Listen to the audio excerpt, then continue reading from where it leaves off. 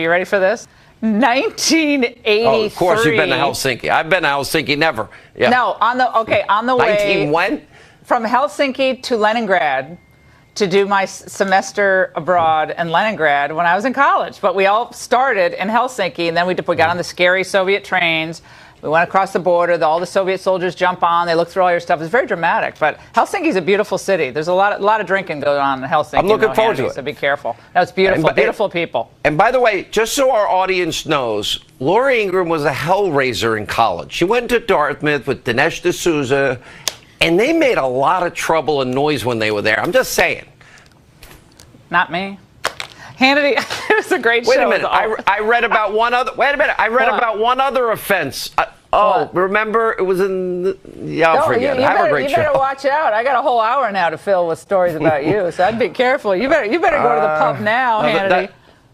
That's a month. I'm going to the last pub open. Have a great show. You have a great rest of the morning. Good evening from Washington. I'm Laura Ingraham. This is the Ingraham Angle. What an amazing show we have for you tonight. Bombshell testimony on Capitol Hill today from that anti-Trump texting FBI agent Peter Strzok. We're going to have full analysis of the raucous hearing from a top lawmaker, Rudy Giuliani, and a lot more. Also, a bombshell report by the Hill's John Solomon that the FBI may have received, get this, multiple versions of that Russian dossier. Mr. Solomon will be here to explain. And across the pond, President Trump, as Sean alluded to, is in England tonight, and we will have exclusive footage no one's seen of what the British folks really think about this president.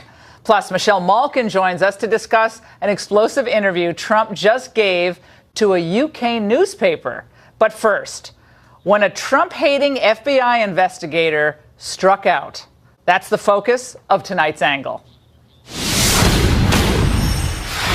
Barnum and Bailey would have undoubtedly been proud. There may not have been elephants, though, or jugglers, or trapeze artists flying through the air. But for hours and hours and hours today, former FBI investigator Peter Strzok was walking a tightrope that Republicans desperately tried to knock him off of. You're asking us to believe that when you say things like F Trump and stop Trump and impeach Trump, that those are just personal beliefs, and that when you say those things, you never cross that line. Sir, I'm asking you to believe, and I'm offering you evidence. You have under oath been as clear as a bell on that. How many interviews did you conduct related to the alleged collusion between Russia and the Trump campaign? The special counsel's equities has instructed me not to answer questions about the ongoing investigation. I'm asking. Did you know that he was meeting with representatives from Fusion, including Glenn Simpson? I cannot discuss the content of the operational matters. And your testimony is Bob Mueller did not kick you off because of the content of your text. It is not my understanding that he kicked me off because of any bias. I don't appreciate what was originally said being changed. I don't give a damn what you appreciate, Agent Strzok. Well, would he get kicked off for having bad breath? I mean, it's ridiculous. Meanwhile, of course, we saw Democrats stretching out the nets to save Strzok at every turn, using explosive denunciations and every lame parliamentary trick in the book. Mr. Strzok, you are under subpoena and are required to answer the question. Are you objecting to the question? If so, please state your objection. Mr. Chairman, I object. The gentleman does not have standing to object. There is no point of order. No point of order here. The point of order should be heard. I move to subpoena Steve Bannon in our House Intelligence investigation. The motion has to be heard immediately, Mr. Chairman. The motion is not germane. I move to overrule the ruling of the chair. Motion been made to table. I need a Pepto-Bismol. That was very, very dramatic. Now, when that tactic got old, though, Democrats just tried to change the subject altogether. There are 3,000 children separated from their moms and dads, and the government doesn't know where their moms and dads are. That seems like something the Judiciary Committee should be investigating. What we have not done is investigated the children being stolen away from their families, nor have we looked at our president meeting with Mr. Putin. Mr. Strzok, you are before this committee for one reason, to serve as a monumental distraction. They need to identify a villain. Mr. Strzok, tag, you're it. No, you're it. I love these games, hijinks, games, circus. Stay with me here, because there were moments when the hearing went from circus-like to a complete sideshow. And I've talked to FBI agents around the country. You've embarrassed them. You've embarrassed yourself. And I can't help but wonder, when I see you looking there with a little smirk, how many times did you look so innocent into your wife's eye and lie to her about Lisa? Mr. Chairman, this is outrageous. The credibility of a witness Shame is always on you, an Mr. issue. Mr. Chairman. Well, I understand that passions are running high, but I have a question here. What did that accomplish exactly? Now, at some point, the obfuscation and the hyperbole on both sides tend to cancel each other out. And most Americans watching the House oversight proceedings for any length of time today probably thought to themselves, is this really what it's come to? At times it seemed they were more like contestants in both parties, and they were competing for the soundbite of the day. I never prejudged anything. Not in this case, not in any others. Impeachment Second, for what, Agent Strzok? You mentioned the use of the word impeachment. That was used in the context of my not knowing what this would lead to. Agent Strzok, are you kidding? If there are two people that are thrilled and excited today, there are two people. The folks over at Fox News and at the Kremlin. I have never seen my colleagues so out of control. If I could give you a Purple Heart, I would. You deserve one. All the veterans must have felt really good about that little line. That didn't work. But set all that aside for just a moment. And we're still at the same point, basically, we've been at almost for the past year or so.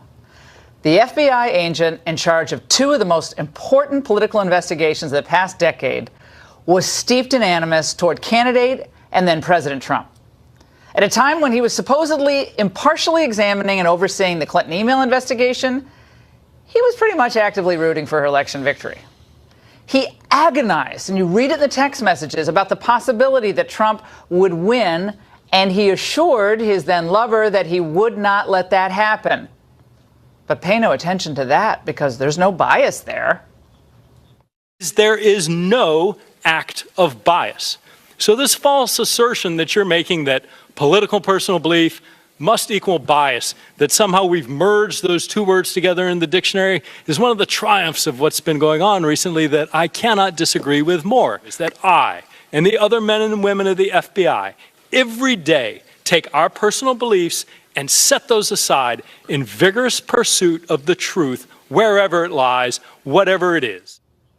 Okay, I have a question. So do the men and women of the FBI who run really high-profile investigations, do they really carry on a running commentary via text message about the subject of their investigations and what they hope happens to the key players therein? I don't think so, and I certainly hope not.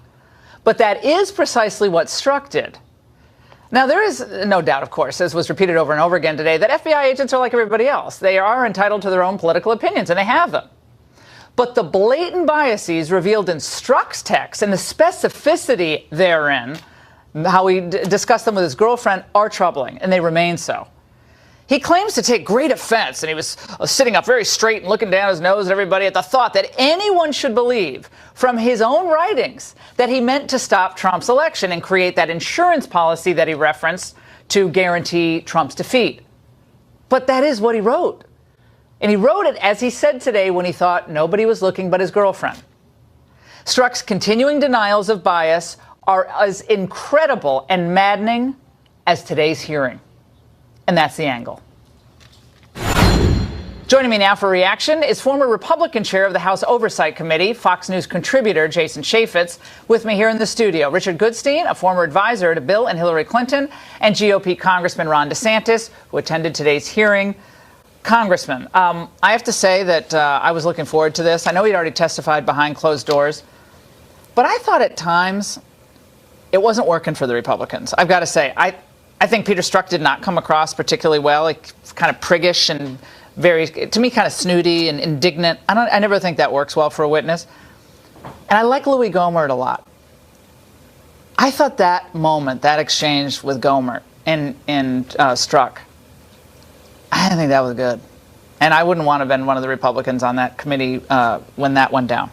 Well, look, I mean, it was a wild day, but I would say, I mean, reading the text is one thing, but then to have him sit there and say, I said I was going to stop Trump. I didn't mean the FBI. I just meant the American people would not vote. It wasn't credible. Just like his explanations were not credible to the Inspector General, he was not a credible witness. And I think his explanations didn't hold water. And so the idea that he is doing this, and he did act with bias, as the IG said, with the Huma Abedin emails and how he was focusing on Trump-Russia collusion. So I think the public got to see the bias. And here's the thing. We pressed him on this. He would not answer these questions. What was the basis for the collusion case? You won't tell us about Papadopoulos. He barely talked about the dossier. So that's the troubling thing, is that you have the bias, but then you have this investigation, which we still have no there. He even said 10 months after it, there's nothing here. I'm worried that there's nothing here. And there were a lot of interesting moments. I wasn't saying there weren't interesting moments. There were. It just was for, 10 hours. It seems like you could have gotten to some of these points. But just the way it is with so many people on the committee, so that was difficult. But I want to get to Richard here, because throughout the hearing, Strzok did insist that he had no bias. But the IG report, as Congressman DeSantis referenced, said the following. When one senior FBI official, Peter Strzok, who was helping to lead the Russia investigation at the time, conveys in a text message to another senior FBI official, Lisa Page, that will stop candidate Trump from being elected, it is not only indicative of a biased state of mind, but even more seriously implies a willingness to take official action to impact the presidential candidate's electoral prospects. We concluded, this is the IG again, that we did not have confidence that this decision by Strzok was free from bias. Richard. So here's what's not plausible to me. The intelligence community says the Russians meddled to help Trump hurt Hillary. The Senate Intelligence Committee, Republicans and Democrats, said the exact same thing. The president, meanwhile, is basically saying, well, I'll ask Putin if he did it, and if he didn't, well, maybe he won't. Why are you not? I'm just, Richard. No, here's the answer. Here's about Strzok. Yeah, why are you over on Putin Because today? Strzok could single-handedly... This is what the Democrats did today. Strzok could single-handedly have blown this whole campaign to high heaven by disclosing what he knew. He might have even... Let me tell you why that's a really lame point. He could have even gone to jail That for was it. recycled over and over again. You know why that's lame? Because it would have been so overtly obvious. It would have been so obvious and so stupid for him to do that, easily traced back to him, and an ethical violation of DOJ rules. But the point is, if he was such a fanatic... But the point is, if he was such a fanatic, if all his critics are saying he was so fanatical that he biased this thing so badly, he was so fanatical he would have gone to jail to stop Trump from getting elected. That's just a lot. They did. Why is that so awful? Because he's not that stupid. That's why. He might have thought he was talking to his girlfriend, but he's not stupid enough to leak the fact that this investigation was going on right before the election. It would have gone right back to him. Would have been obvious. He would have been in real potential. The public wouldn't have bought the New York Times, though, did publish on October 30th that this investigation is going on, and they said no ties to Trump. He didn't have the goods. That's why he couldn't leak it. Jason, I also want to get your reaction to this. Mark Meadows was asking Strzok today about Obama's knowledge of the Russian collusion probe. Were you aware of any discussion that took place with regards to the Russia collusion investigation that took place with the Obama administration's executive branch? I am certainly aware of conversations that occurred with Obama administration officials. It took a long time to get him to finally say that. I think we were going to cut the soundbite longer. It was like 3 minutes. It's like pulling teeth to get him to respond to that question. All along, many of us have a hard time believing, Jason, that the White House did not have, at least wasn't regularly updated, as one of those text messages revealed. What was your sense about that aspect of the White House being updated, informed about this Russian collusion investigation and candidate Trump? Well, it is one of the deep concerns, and there is this triangulation between the DNC, what was going on in the Hillary Clinton campaign, Bruce Orr, the development of this dossier, and then how it was funneled back into the FBI. Was that information then fed inappropriately to the FISA court in order to obtain warrants? I thought Jim Jordan had one of the best sets of questions where he got Peter Strzok to admit under oath that, yes, Bruce Orr was involved. His wife, of course, Nellie, was involved working at Fusion, a company that had less than 20 employees. And that whole triangulation does involve the DNC. It does involve political actors that would have naturally some ties into the White House. And I think it's still an open and valid question. Jason, you were head of the Oversight Committee. Goodlatte, who we have enormous respect for on this show, done such great work on immigration and so many other issues. At the beginning of that hearing today, the Democrats had clearly planned, and Ron, you probably agree with this, to get this thing off track as fast as possible. Objection, talking over each other. It was like a major swarm. If Jim Sensenbrenner was still, he had that gavel in his hand, I have a feeling that room would have been cleared if that thing kept going. But Goodlatte kind of let it roll on a little while. Did you think that was a smart move? Because the Democrats really dominated for the first 10 minutes of these constant objections. Yeah, I think one of the takeaways the American public would see is the antics that the Democrats went through. I think it was pre-scripted that they were going to have a recorded vote. You had the clerks in the room. I could tell you, normally when you have a hearing, you never have the clerks there. So the chairman must have known that there was going to be a recorded vote, but it did get out of control. He did try to gavel him down. Wow. And when you have a poor witness with a message that you don't want, that's what you do. You yell, scream, interrupt, and act outside of the rules. And it got away from him a little bit. But that's the way they act, and that's what the Democrats do, and that's what America sees. They can believe that they actually want to give him, Peter Strzok, a Purple Heart. I mean, that's where the Democrats are coming from on this. I've got to say that was among the more embarrassing comments. There was a few moments that I don't care if you're Republican or Democrat. This was like something you would see on Saturday Night Live, where Peter Strzok actually was asked to read his own text. Like nobody would want to be in that position. He had to read his own text. Let's watch. OMG, he's an idiot. Trump is a disaster. I have no idea how destabilizing his presidency would be. Ms. Page said, not ever going to become president, right? Right? No, he's not. We'll stop it. What the F happened to our country, Lise? Okay, read it again that way. Sir, did you not? Was it not intelligible? You just want to hear it for me to repeat it? Please. Okay, sir. Sure. Happy to indulge you. I mean, Emmy, Tony, Academy Award. Richard, I think the point the Republicans try to emphasize is that this wasn't just a run-of-the-mill FBI agent. This was the guy who was the lead investigator in two of the critical investigations, really, of the last, I think, 25 years in politics, right. 20 years in politics, maybe since Iran-Contra. And to hear him reading those, and Blanken disaster, et cetera, it dramatized it in a way that I think when you just read the transcript, you don't really get. I liked that moment. Sorry, it was a little dramatic, but I liked it. Can I just say that you had a list of Republican House and Senate members, Republicans in the cabinet, who said equally damning things during the campaign and since Donald Trump was elected. I won't repeat them here because they're frankly a little off color. By Republicans, right, including somebody who's on the air with us right now. So you're repeating what the Democrats did. No, but I'm just saying, you're saying Strzok is horrible and he's off base. Talking more loudly doesn't make a lot of people were saying that, not just Richard, I will say, talking more loudly doesn't make your point any more cogent. Okay, well, I love you, but that is just a lame tactic. Here's what I will say. The people like Ben Sasse who criticize Donald Trump, first of all, number one, Ben Sasse has literally no constituency. Number two, he's not the lead investigator in two of the critical investigations of the FBI of the last 20 years. So to say, well, Ben Sasse doesn't like Donald Trump, so are we going to bring Ben Sasse up? That's a ridiculous point. But what's perverse, excuse me, Ron. Got a first-year law student would know that. What's perverse is that Strzok sat on the dope about Trump and the Russians, and he helped put out about Hillary's emails. So it's a twisted way to look at it that somehow he helped. Have dope about Trump I don't think any of us at this table would want to be investigated for something that we were accused of by someone who had an innate animus toward us and be satisfied saying, oh, no, it didn't affect my outcome. We'd all be like, what? Why are you leading this investigation? Strzok was one of millions of people who probably had those views. He's the only person in America who opened up a counterintelligence investigation. Well, he also can sign off on a FISA warrant. Exactly. There was a moment where Peter Strzok seemed to contradict whether or not he was under a particular type of investigation. Let's watch. So you think it's okay for the target, and you are a target, of an investigation to determine what should be delivered rather than, if you will, the government, right? Sir, I'm not aware of any investigation of which I'm a target. Are you under review by the FBI Office of Professional Responsibility? Yes, sir. Okay, well, OPR is another wing of the Justice Department, so he is under investigation.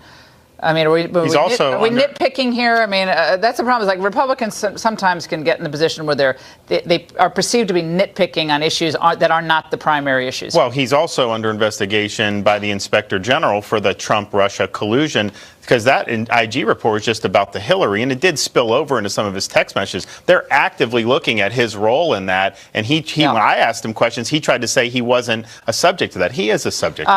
Jason, before we let you all go, what are the grounds for an FBI general counsel to shut down questioning and answering questions from congressional oversight committee hearings like this? He kept relying on that. Is that valid? It is absolutely not valid. And I can tell you, as the former chairman of the Oversight Committee, there is no attorney-client privilege between a government employee and a government attorney. There is none. And the other part is, no, they have no privileges, and then you can have concurrent investigations. All right, Jason, thank you. Great panel, guys, for everything. And up next, Giuliani on all of this. Don't go away. At Bear, our roots run deep. That last segment was a lot of fun. So let's get right back to our top story, the testimony of the anti-Trump texting FBI agent Peter Strzok on Capitol Hill today. I think it just wrapped up 5 minutes ago. That thing never ended.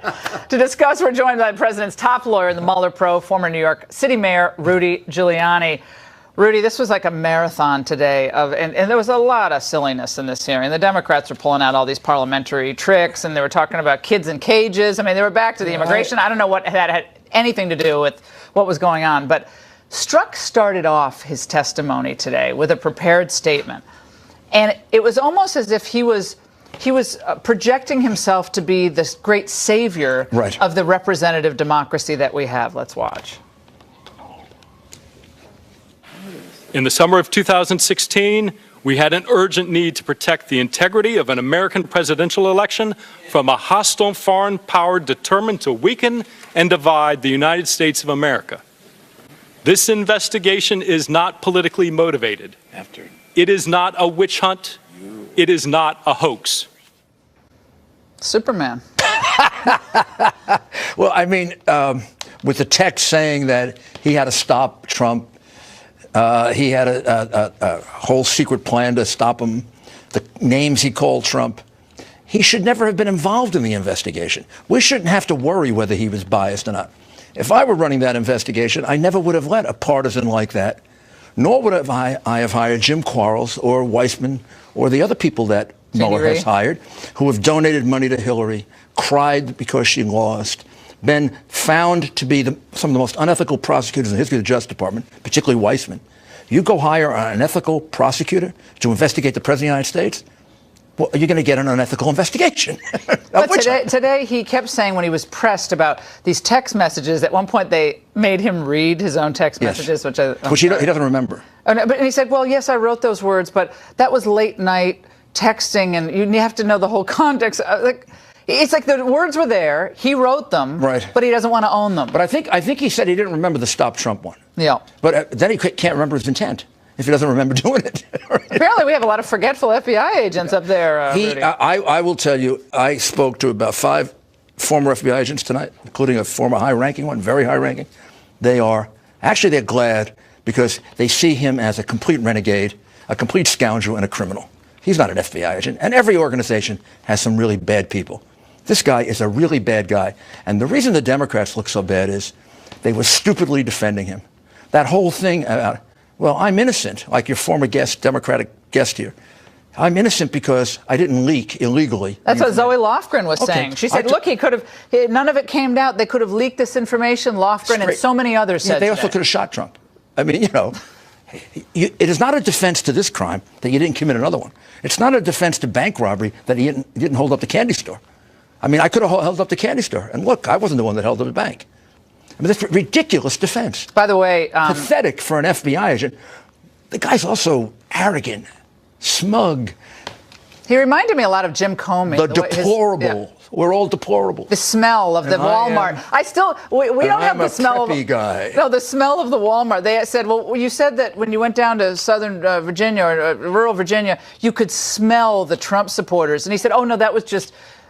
He didn't want to say it was another. In other words, all those things that he secretly tweeted or he secretly wrote in his text, he didn't really believe. He was writing it for fun. He wants us to believe that.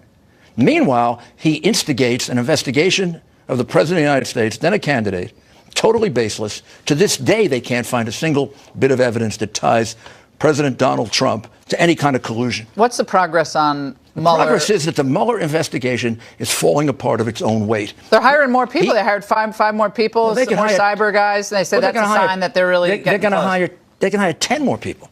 With this kind of support, like Mueller fires him but never finds out the extent of his taint.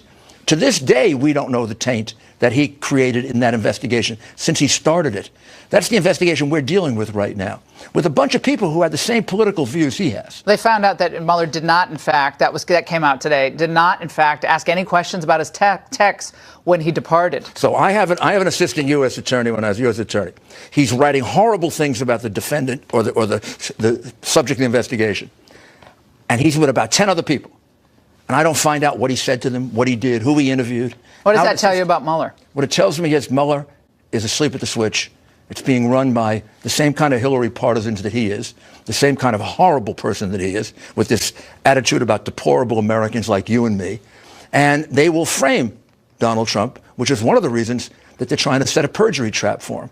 And thank God we're tough enough to smell that out. What do you think about the fact that we found out today that Strzok still has the security clearance?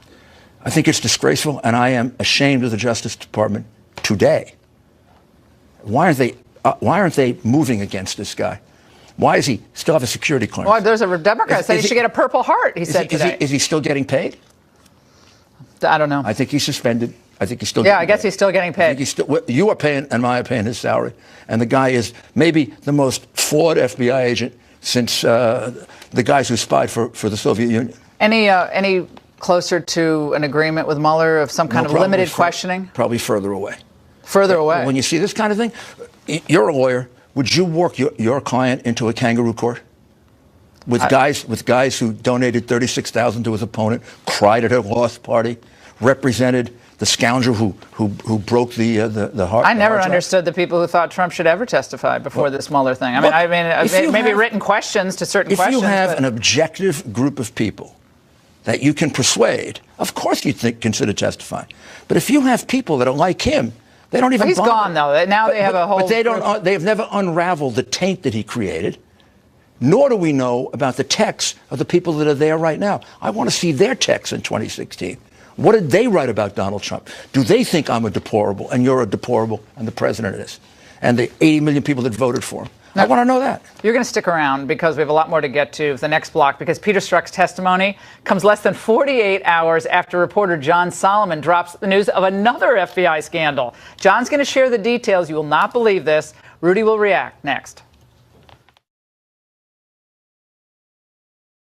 That infamous Russia dossier. Now, why does this matter? Well, the revelation comes from none other than FBI agent Peter Strzok, who wrote an email to FBI leaders when BuzzFeed made the dossier public. Remember, in early January 2017, he said, I have the PDF via iPhone comparing now. The set is only identical to what McCain had. It has differences from what was given to us by Corn and Simpson, meaning 3 different versions. Count them. That likely means the FBI obtained all 3 different versions of the dossier from different sources. John McCain, far-left Mother Jones reporter David Corn, and Glenn Simpson of Fusion GPS. Republican Congressman Jim Jordan asked Strzok about the email earlier today. Are there 3 copies of the dossier as evidenced by what you said in this email? Sir, to be clear, I want to talk about this email. I want nothing more than answer your question, but you're not talking about it. You're not answering my questions. Are there 3 copies? 3 copies of what? The McCain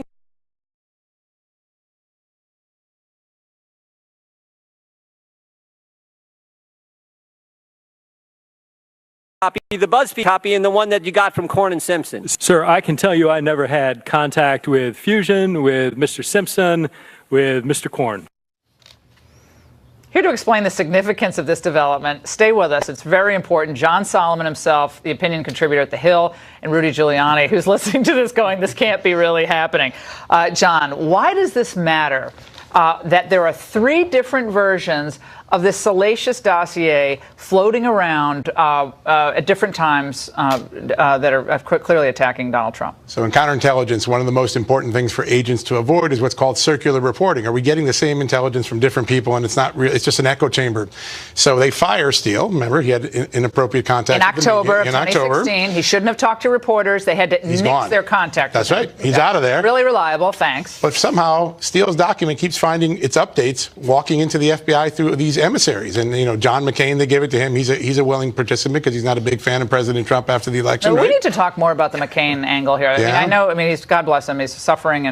But that is, no one wants to talk about that. Well, we have to talk about that. We know from the testimony of Glenn Simpson that Glenn Simpson set that delivery up, that Glenn Simpson made sure that John McCain's people got that. That's in the Senate Judiciary testimony. Now you got David Corn, who wrote a story in October, then decides to give the document to the FBI in November after he's already written the story. That doesn't make sense. Nothing wrong in October if you're trying to authenticate it. You've already written about it. Why do you give it to the FBI? And then you got Glenn Simpson, who we heard today might have used Bruce Orr to get the document in. So now that whole chain of custody has been disrupted, and you got people feeding in around and creating circular intelligence. One investigator told you the following. I love this line. Yeah. The dossier and its related dirt was on a circular flight path aboard a courier service called Air Clinton, and the FBI kept signing for the packages. Yeah. That's chilling. Rudy Giuliani, your reaction? Isn't that called collusion or conspiracy to gin up a totally inappropriate, totally illegal wire based on national security? And doesn't it, with no investigation, doesn't it taint the entire Russian probe? How much of that information from that wire ended up being in the Russian probe? How much is it presently infecting it? And why doesn't Manafort lawyers move to dismiss the indictment for taint? There'll never be an indictment of the president, so we'll never get a chance to do that. But we will sure want to investigate that in the counter report that we write to whatever kind of hatchet job may be done on the president, which I hope doesn't happen. I want to share another part of this exchange with Congressman Jordan today. This was one of the best parts of the hearing. Let's watch. But the FBI did get documents from Bruce Orr. Yes, sir. Did they get the dossier from Bruce Orr? My direction from the FBI is, I may tell you, the FBI received material from Mr. Orr. Now, this is amazing. This is amazing. So Nellie Orr, as you are. Nellie Orr works for Fusion, works for Glenn Simpson, and she's giving documents. Regular order, please. Let us bring the director of the FBI to answer those questions. The gentleman cannot answer. Well, he's asked and answered. The American people. He's asked and answered. He cannot. Sheila Jackson-Lee should have been thrown out of that hearing. We want to hear the answer to that question. You notice how when they're starting to get to the truth, the Democrats will start talking over the witness. But that's not cool. I mean, I like Sheila Jackson-Lee. She's a fun person. I like her. But they can't do that. But this was happening all day long at this hearing. The moment they got close to something, like talking over it. Well, why don't they let them answer the question? John, here, I think people hear dossier. They're like, oh, what does that mean? Yeah. It's important because, as Rudy Giuliani said, without that dossier, the Carter Page surveillance, the kickoff of this investigation began, even though they had not interviewed any witnesses. They got to that point today. He didn't remember or wouldn't say if he interviewed one person to justify the beginning of that Russian probe. Take a look at something I wrote about a week ago where you see Pete Strzok writing an email saying we now have a pretext, an excuse to look at Carter Page. And then he puts the FISA together. What is the evidence? It's the dossier paid by Hillary Clinton and a story leaked to Michael Isikoff that is based on the dossier. It's circular reporting. The entire beginning of this investigation violates all the norms of intelligence reporting. Rudy, does this get in the head of the president when he's over there doing this really important No. I talked to the president this morning. He's perfectly focused on what he's doing now in London. One of the things we're deprived of with President Trump is the argument that this interferes with the president. But it does interfere with the presidency. And that's a disgrace. Mueller should be ashamed of himself. Those Democrats trying to protect that liar Strzok today should be ashamed of themselves. And every FBI agent I know wants to see this guy drummed out of the bureau and they want to see him not paid. Now, the problem with the dossier is, okay, it led to fake news. We got to deal with fake news. But it also led to a wiretap. And it led to a national intelligence wiretap. And it led to evidence that came out of that. And it led to evidence that was in the minds of Strzok and other people when they continued the investigation of Trump into Mueller. So how much of it is infecting the investigation today? We may never know, which is why I think the investigation is totally phony. When I hear insurance policy, every time I read that, what does that just mean? That one line over. And today it was like, well, no, these are texts. You're taking. He kind of like blew it all off. But what does insurance policy mean? It means I have a certain set of things I'm going to do to stop this guy as a last resort. Now, the mere fact that it didn't leak or didn't kill him doesn't mean that it wasn't illegal. It was clearly illegal, and that's why he's lying about it. Do you believe the president, in his meeting on Monday with Vladimir Putin, will he be able to be as open, effective, as focused with our relationship with Russia, with all this stuff out there floating? Well, That's what's always bothered me about this. There's a lot of differences between him and Vladimir Putin, and the best thing is to try to iron them out. We're probably not going to do that. Here's what the two men know. They never colluded with Donald Trump, right? Whatever the Russians did, they didn't collude with Donald Trump. And the only crime committed is the hacking. Well, nobody thinks that Donald Trump was involved in hacking. He wouldn't know how to do hacking, nor would he do it. So once the information is hacked by the Russians, if that's the case, then everybody else is entitled to play with it. If they give it to you, you can report it on Fox. John, last word.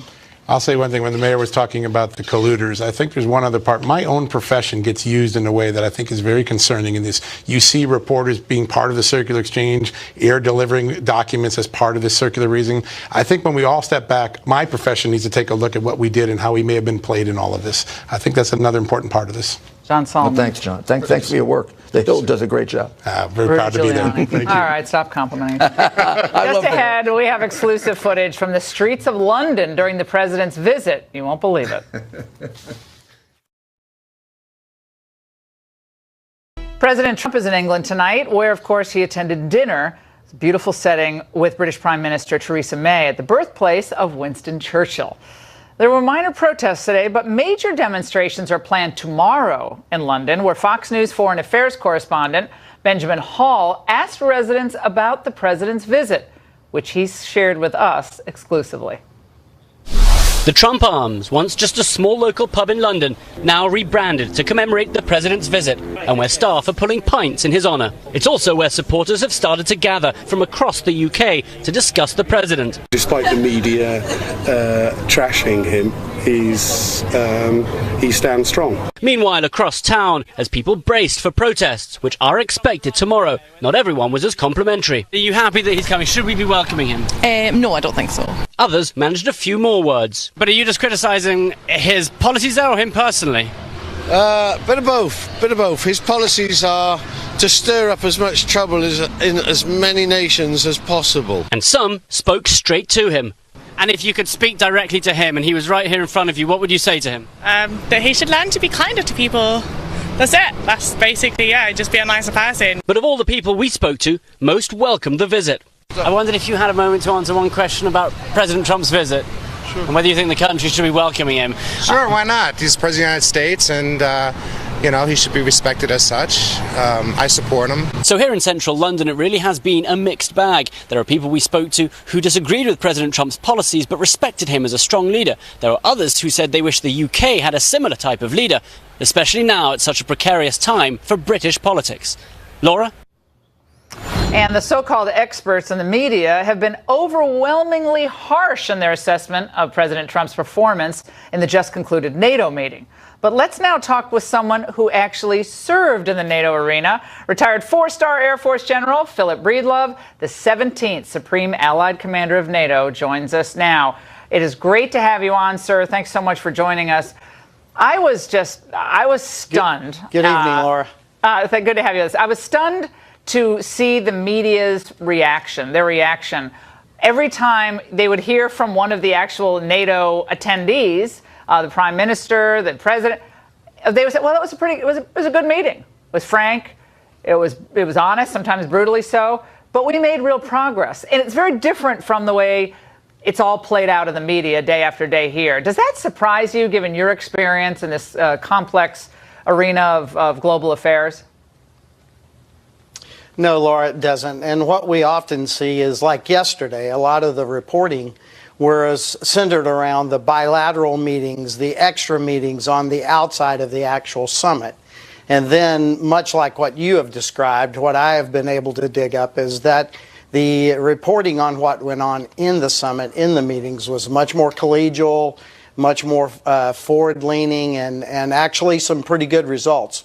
We'll not know what the actual results are until the communiques and the official reporting comes out of NATO, but everything we're hearing now is that while there were some tough verbiage surrounding, the meetings inside came to some good conclusions. General, what I don't understand about the analysis of all of this is it's almost like people believe our relationship with NATO should never change. I mean, even if the Soviet Union is gone, we still have a problem with Putin, obviously, but the world is a different place. This is 69 years of our relationship with NATO, and I'm glad we have NATO. I think NATO is really important. But the mere fact that Donald Trump said, you got to pay your 2% and you can't wait until 2024 when you're all out of office and Donald Trump won't be in office anymore to say, oh, we'll have it done by then. He said, no, you're going to pay 4%. I mean, that's kind of art of the deal stuff that he did. But, I mean, since when can't we demand that our billions of dollars are well spent and reciprocated, at least in total, by the other member nations? This is actually a line of logic that has been used by multiple presidents, but none have really had the effect to this point that President Trump has had.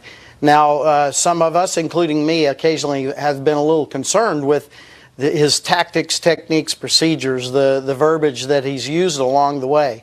But we have to be intellectually honest enough to understand that despite that, he is the one that has gotten the results so far, at least the beginning of those results. Well, Emmanuel Macron had very favorable things to say. Theresa May it looked like they had a fantastic night tonight in Britain. It looks like the relationship with Angela Merkel is, it's more honest, I think, than it was in the past with other presidents. I think honesty and transparency in this very complicated arena is better than just the niceties. Well, we hope you contribute more money, and then nothing happens. That's what Bush did, and that's what Obama did. They both said contribute more money, and the pace of the contributions increasing somewhat, but not at the level that we need for a really vibrant and strong NATO. So I think Trump's trying to bolster NATO, not trying to help Russia. He's trying to bolster it.